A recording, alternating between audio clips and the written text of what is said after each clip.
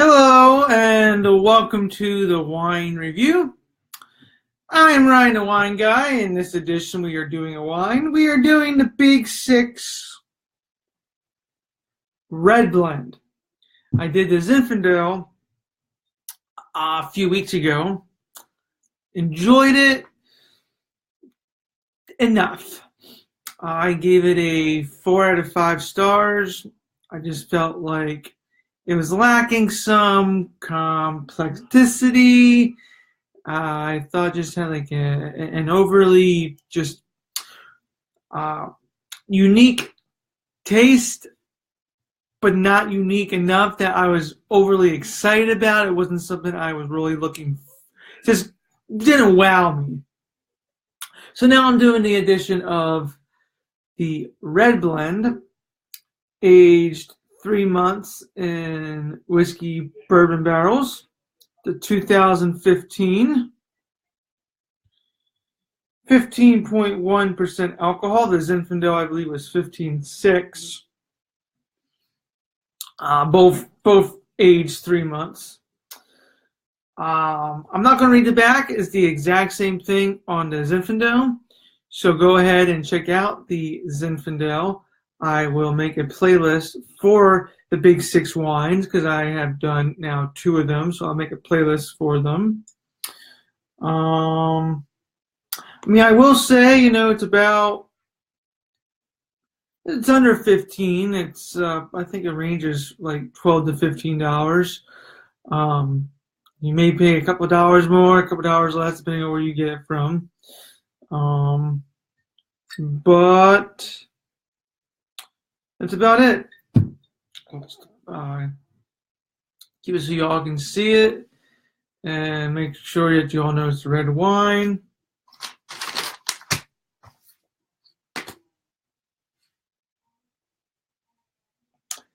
The coloring, this is a very dark wine, really bright ruby edges, really getting into that nice just purple hue in the middle there. So it's just a really deep, dark color.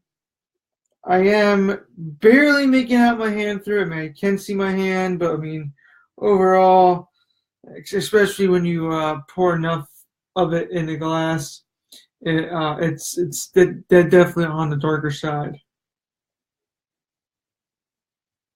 Oh wow.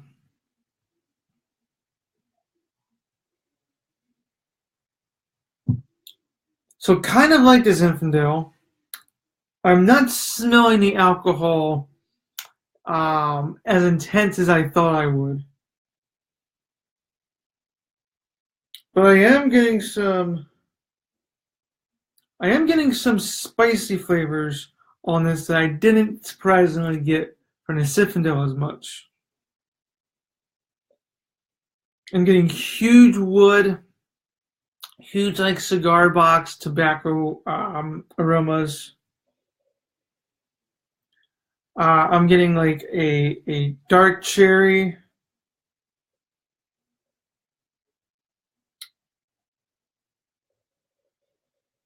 I'm getting blackberries. I'm getting some cassis.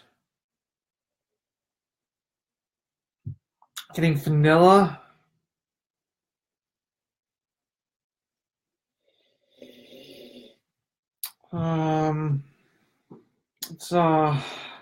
It's just a little bit more. This is kind of some old wine. Seeing if adding any more into it will change the aromas.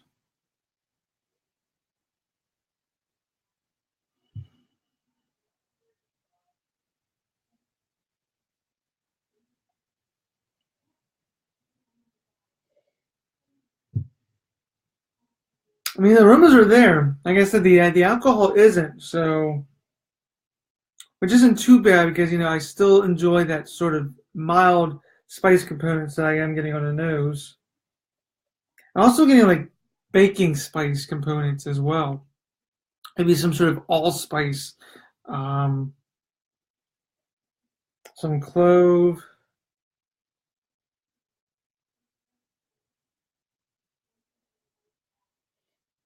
Maybe just the slightest touch of anise in the very back. Just a slight little hint of it. Overall, nicely dark berries. Still am getting just mild red fruits in there. Now I said dark cherry, but it could just be regular cherry I'm getting. And it's kind of like a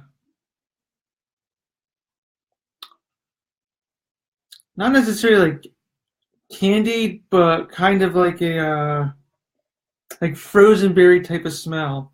Like after you get berries and then you put them in your freezer to sort of make sure that they stay fresh, and then you bring them out, and then you sort of maybe sometimes blend them into a smoothie. So I'm kind of getting that like frozen fruit sort of smell. Very nice, very lovely nose. Like I said, for 15.1% alcohol, it's not really overpowering. So here's the taste.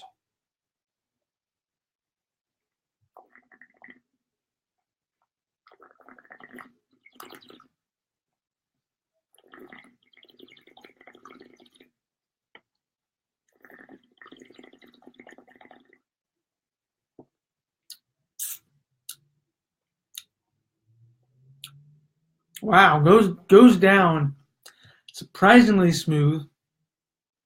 Just kind of like the last one. But this one I feel that the flavor's more upfront. Really nice fruit bomb in there. Really nice vanilla. Really nice. Ooh, there's a little bit of a tickle burn in the back. So definitely the bourbon characteristics, I would say, are playing more so on the flavor than they are in the smell. They may play somewhat into the smell, but it's not like you could smell like a Maker's and then smell this and compare the difference.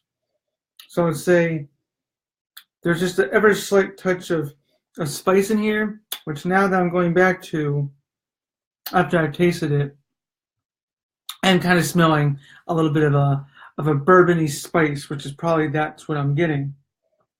And as well, the taste is in the very back of the bourbon spice. Really good vanilla. There's cherry in here. There's blackberry. There's a little bit of blueberry as well as I'm getting as well. Blueberry. Just a hint of plum. Still am getting really now finishing really dry. Just getting a little bit of that like tobacco or like cigar box flavor as well, just kind of in various spots on the tongue. And now it's relatively at the point now it's gone. So pretty decent finish, pretty well characters in there. Really do get that a nice sort of bourbon bonus like you did in Zinfandel. But I feel like the Zinfandel, you have to go back and all that. I don't quite remember everything that's in there, but I know it didn't wow me. This kind of wowed me more. It wasn't as pungent on the smell as you would expect it to be, but I felt like this offered a little bit more flavor than a Zinfandel. I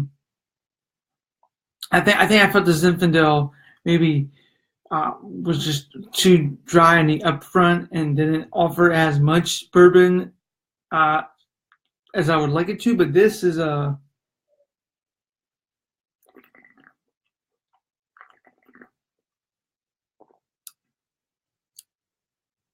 and this is smooth. And as soon as you get that vanilla and those berry taste, you sort of do feel what appears to be a little tingling bourbon burn, and then you sort of do get this. This kind of tastes like a entry-level bourbon whiskey taste, something that somebody who's new to whiskey could try to drink and really get those aromas. So this gets a little bit more rating. This gets a 4.5 out of 5. And that's just particularly, I would like a little bit more heat on the nose and a little bit more heat on the taste. Not so much that it's like I'm on fire, but I definitely like this a little better than is in a little bit. I think I like it a lot better. I mean, ideally, what's preventing this from a 5 is just that I would like a little bit more burn.